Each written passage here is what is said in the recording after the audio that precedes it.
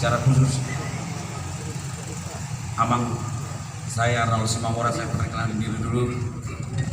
Sampai saat ini dipercayakan ketum sebagai Sekretaris Jenderal DPP Pemuda Batu Satu dan juga sebagai pendiri di organisasi yang kita cintai ini. Nahwalap Boro dirajai Boris Naga Dolu Madi Hamid Dana Sony Majo perkenalan singkat. Ketua luar biasa Ketua, saya mulai tiba di bandara sampai detik ini kami mengucapkan terima kasih yang sebesar-besarnya. Semoga Tuhan memberikan kesehatan, murah rezeki, panjang umur buat secara khusus untuk Ketua dan keluarga. Sampaikan Amang nanti salam buat keluarga besar Kota Medan dan seluruh jajaran yang ada di DPC Kota Medan. Kami sangat bangga, kami sangat cinta sama kalian. Terharu kami melihatnya. Kami tidak bisa membalaskan ini kepada Amang dan juga rekan-rekan yang ada di sini. Semoga PBB Pemuda Bersatu yang ada di secara khusus DPC Kota Medan bertumbuh besar dan dicintai masyarakat Kota Medan secara khususnya. Untuk itu rekan-rekan tetaplah solid, hormati ketua ini, jaga marwahnya. Ketika ketua ini jaga marwahnya, secara otomatis marwah organisasi Pemuda Batak Bersatu di Kota Medan terjaga dengan baik. Untuk itu akhir kata, Pemuda Batak Bersatu, satu rasa, satu jiwa, NKRI, harga mati. Oke, terima kasih. Sudah sampaikan Sekjen, mungkin saya menyampaikannya tidak panjang-panjang, pendek-pendek aja, tapi masuk semua. Yang saya hormati ketua ini sangat berat ini. Saya selaku ketua umum dan selaku Sekjen, istri kami sama-sama berusia niaga. Ini salam hormat buat ula-ula itu. Yang saya hormati buat seluruh penasehat, pembina DPC Kota Medan, salam hormat kami, terima kasih Amang sudah bersedia menjamu kami, bertatap muka dengan kami di tempat yang indah ini. Seperti saya bilang tadi, walaupun hujan rintik-rintik, tetapi ini tidak menjadikan jiwa kita merintih karena menunggu kami cukup lama hadir. Jadi di pojok sana ada abang saya, Kenawa orang Medan. Salam hormat abang awak Johnson dulu Saribu. Ya, Palinda. Ini senior saya di kampus. Dulu waktu di kampus dia ngajari saya bandel. Makasih bang atas ajarannya bang. Kalau saya nggak bandel bang, saya nggak bisa begini bang.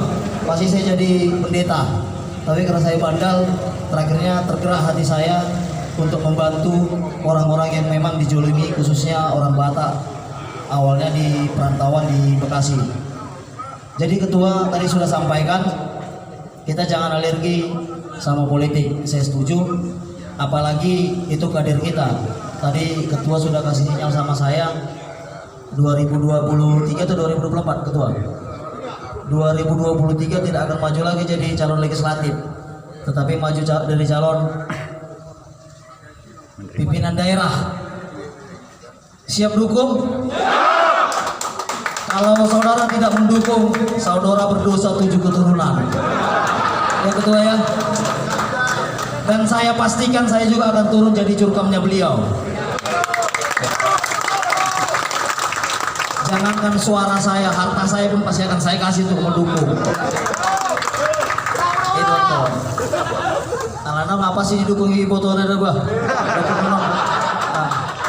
Calon wali kota Medan 2023 ulai pasti dukung Pak, pasti indah dona.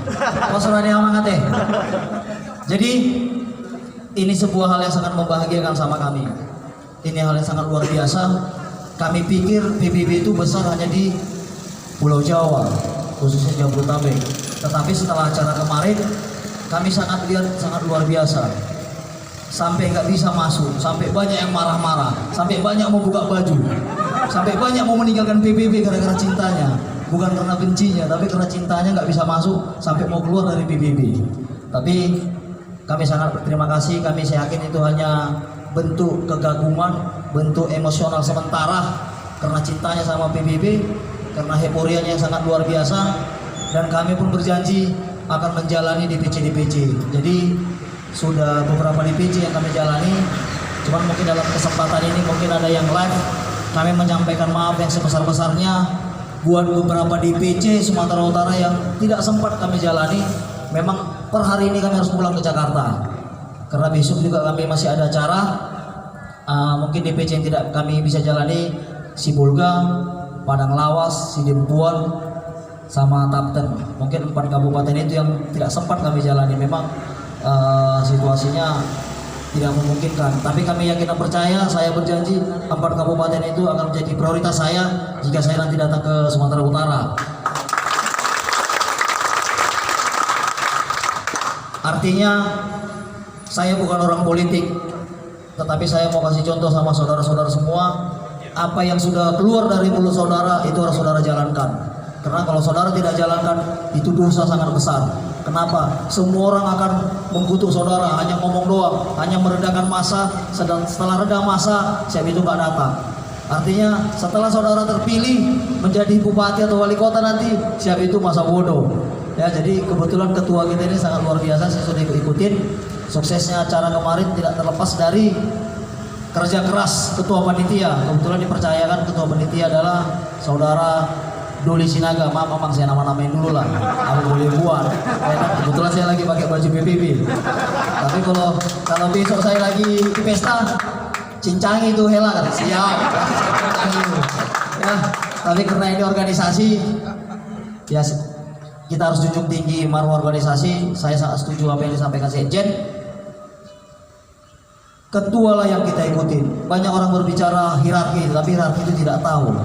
Hierarki secara garis besarnya adalah langkah ketua kalian ikutin, kemana pun langkah ketua ikutin, tidak perlu tanya ketua kemana, tapi ikuti langkah ketuanya, itulah hierarki, tanpa banyak pertanyaan. Kenapa? Karena yakin dan percaya pasti ketua akan membawa perahu ini ke dermaga yang baik, ke dermaga yang paling nyaman. Jadi tidak perlu tanya sama ketuanya. Kalau memang kita sepakat one komando dan hierarki, kita sepakat gak hierarki di organisasi ini harus kita junjung tinggi? Sepakat ya. Kalau hierarki tidak kita junjung tinggi, percayalah ada ke kiri, ada ke kanan, ada ke bawah, ada ke atas. Jadi seperti kami juga sebagai dewan pendiri, dilema sama kami. Kenapa saya bilang dilema? Yang kenal saya kan banyak, tiba-tiba yang kenal saya jadi anggotanya ketua Doli. Siapa itu ketua Doli? Itu ketumnya aja dulu, kawan kumin apa kalau bahasa di beda, kawan kumin pelunya dulu katanya, main guli gitu kan. Langsung telepon. Tapi percayalah, percaya ketua, hal-hal begitu tidak kami layani. Kenapa? Kalau kami layani itu merusak sama apa yang sudah kami bangun. Tetap kami akan kembalikan ke ketuanya masing-masing. Jadi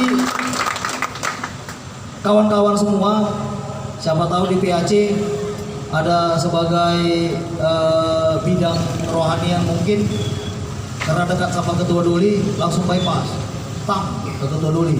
Mohon maaf ketua, itu jangan ditanggapi, itu penyakit itu. Ya, jadi kalau saya punya pemikiran, kalau ada orang yang bisik-bisikin ke saya, ketua Doli itu nggak beres itu. Ketua Doli ini begini. Saya malah berpikir bukan ketua Doli yang tidak beres, yang menyampaikan kata-kata itu tidak beres. Jadi ini harus digarisbawahi. Ya, jadi bisik-bisik itu nggak baik. Tapi kalau ada masalah, jumpain ketua Doli. Ketua, kita ngopi dulu lah. Dengan segelas kopi, percayalah pasti masalah selesai. Kenapa? Karena di PBB ini nggak ada yang mau kita ambil, nggak ada yang mau kita rebutkan. Kalau ada di PBB ini duit, sudah pasti kami luaran yang ambil. Nggak akan kami sisakan pun sedikit sama saudara-saudara. Ya, tapi karena di sini tidak ada duit, di sini hanyalah sosial. Di sini adalah seperti kata ketua Doli tadi, di sini adalah masa depan orang Batak, di mana kita nantinya bisa menjunjung tinggi harkat martabat orang Batak untuk anak cucu kita. Jadi mungkin bukan kita yang nikmatin, anak cucu kita. Besok anak cucu kita ya karena sudah ada label marganya, wah orang Batak itu disegani. Gitu. Jadi itu yang mau kita ambil. Jadi kita harus berpatut bersyukur dengan kerja keras kawan-kawan semua. Sekarang pemuda Batak Bersatu ini sangat fenomenal di dunia, khususnya orang Batak. Ini harus kita jaga. jangan sampai fenomenal ini seperti fenomenal yang lain hanya sebentar siap itu redup. Tetapi ini harus kita jadikan, harus kita buat menjadi besar, harus kita buat menjadi bermartabat. Kita harus tetap percaya. Orang Batak di mana-mana ada. Orang Batak single factor aja hebat. Masa kita yang sudah bersama-sama ini kita tidak jauh lebih hebat. Tadi disampaikan Ketua DPC, saya jadi menteri. Terima kasih Ketua. Kalau itu doa sama saya ya. Tetapi saya tidak pernah bermimpi mau jadi apapun. Tetapi saya selalu bermimpi bagaimana saya bisa berguna dan bermanfaat bagi orang Batak. Itu impian saya. Jadi buat kawan-kawan yang sudah memakai baju merah, saya sudah lihat di semua kegiatan di medsos, saudara cukup bangga, cukup senang. Kenapa? Karena saudara sudah bermanfaat sama orang Batak. Jadi mungkin selama ini kita merasa apa yang bisa aku berbuat sama orang Batak, apa manfaat saya sebagai orang Batak. Tetapi setelah kita pakai baju merah, semua kegiatan kita ada orang berduka cita kita datang, saudara sudah bermanfaat sama orang Batak. Pertahankan, tingkatkan, kita jadikan Pemuda Batak Bersatu ini menjadi tidak ada lagi orang Batak yang tidak menjadi anggota Pemuda Batak Bersatu. Tadi katanya 1 juta orang Batak yang ada di Kota Medan. Kalau boleh seluruhnya harus jadi Pemuda Batak Bersatu, tidak satu pun tersisa. Itu target ya, tidak satu pun tersisa, semua jadi Pemuda Batak Bersatu. Kalau nggak Pemuda Batak Bersatu dia, kita pertanyakan betul nggak Batak. Itu harus bisa kita ciptakan. Kenapa? Karena kita selalu berbuat, selalu bertindak untuk kepentingan orang Batak, bukan untuk kepentingan kami. Dan hal ini yang perlu saya sampaikan dengan segala kerendahan hati kami. Kami ini besar dan terhormat bukan karena kami hebat, bukan karena kami kaya, tetapi kita ini besar, kita ini hebat, kita ini terhormat karena kita memang solid. Hanya kesulitanlah yang membuat kita kuat, bukan karena besar badan, tegap itu kuat, belum tentu. Ya, saya di karate dan 5, tapi kalau datang dan kawan-kawan pasti saya lari. Itu artinya yang membuat kuat itu adalah kesulitan. Yang mau ini tidak apa-apa pun, tapi kalau rame-rame pasti kuat. Sama dengan semut begitu kecil, tapi kalau lihat kerumunan kecil berani nggak? Ada yang berani nggak? Ada yang berani nggak bijak ke situ? Pasti nggak ada yang berani. Kenapa? Karena ada yang masuk ke kuping, masuk ke hidung, masuk ke mata. Jadi kita ini kuat karena kita solid. Jadi saya tadi coba baca apa motonya Kota Medan. Motonya Kota Medan itu bekerja sama dan sama-sama bekerja untuk menuju Kota Medan sejahtera dan metropolitan. Ini tidak lari dari moto kita. Bekerja sama dan sama-sama bekerja. Bagaimana caranya bekerja sama kalau tidak solid, omong kosong? Ya. Jadi sangat luar biasa, jargon kita itu sangat luar biasa. Ya, solidaritas. Kayak mana kuat kalau tidak solid? Bohong itu kalau kuat, kalau tidak solid kuat. Jadi bohong itu kalau bisa bekerja sama, kalau tidak solid. Bagaimana caranya bekerja sama kalau tidak solid? Nanti kalau dia mau bekerja sama tapi tidak solid, pasti memaksakan pikirannya masing-masing. Kami mau ini, kamu mau ini, pasti nggak bisa kerja sama. Jadi memang jargon kita itu sangat luar biasa. Kita terima kasih juga kepada seluruh pendiri yang merumuskan jargon kita itu solidaritas, toleransi, rukun, dan gotong royong. 4 nih kita jalankan, baru bisa kita satu rasa, satu jiwa. Kalau ada yang kurang satu pun, satu rasa, satu jiwa itu hanya di mulut saja. Kenapa bilang satu rasa, satu jiwa itu gak ada susahnya? Karena anak umur 4 tahun pun, BBB, satu rasa, satu jiwa katanya. Itu seperti otomatis saja jawabannya. Tapi mungkin kita maknai tidak, kita betul-betul itu kita resapi tidak satu rasa satu jiwa itu. Kenapa? Banyak masalah yang masuk ke kami. Ketua Martin itu egois, Ketua Martin itu arogan, Ketua Martin itu dan sebagainya. Nah, yang menyampaikan ini berarti belum satu rasa satu jiwa dia sama ketuanya, sehingga dia nggak tahu jiwa ketuanya. Jangan paksakan ketua untuk mengetahui jiwa-jiwa seluruh anggota, gak akan mungkin itu. Tetapi karena ketuanya cuma satu, berarti anggota lah yang harus mengetahui jiwa ketuanya. Kalau ketuanya memaksakan jiwa anggotanya, 10 anggotanya, 11 sifatnya ini, bahkan ada 12. Kenapa? Ada 3 pura-pura, gak jelas arahnya. Nah, pasang 2 kaki dia. Jadi kalau kita mau solid, ya percaya setelah ketua dipilih jadi ketua, percayakan sepenuhnya kapal ini dinakodai sama ketuanya. Kalau ada yang kurang tepat, jangan permalukan ketuanya di WA group. Ketemu, ketua izin saya mau bicara, ada yang perlu saya sampaikan penting. Nah, inilah kedewasaan. Terus saya lihat di grup WA itu, aduh luar biasa lah serunya. Ya, ada masalah dikit diceritakan di WA group. Buat apa? Tidak bisa diselesaikan permasalahan di WA group. Siapa yang berani tunjuk tangan? Ada nggak permasalahan bisa diselesaikan di WA group? Nggak bisa. Kenapa? Nanti dibikin ada permasalahan. Setiap pelantikan DPJ dikenakan biaya 15 juta. Ada satu masuk statement. Penguasa Sumatera Utara katanya kan, begini. Ada yang redalah dulu ini. Sampai 100 komen reda. Tiba-tiba ada yang baca lagi ke atas, diungkit lagi. Apa-apaan di 15 juta katanya kan.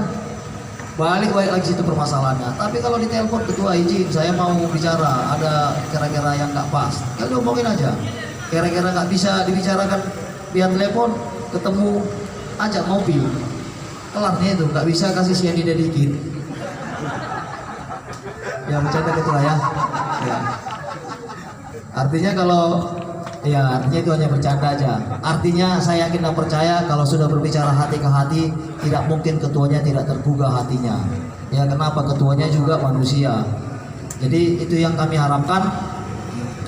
Kita tetap solid.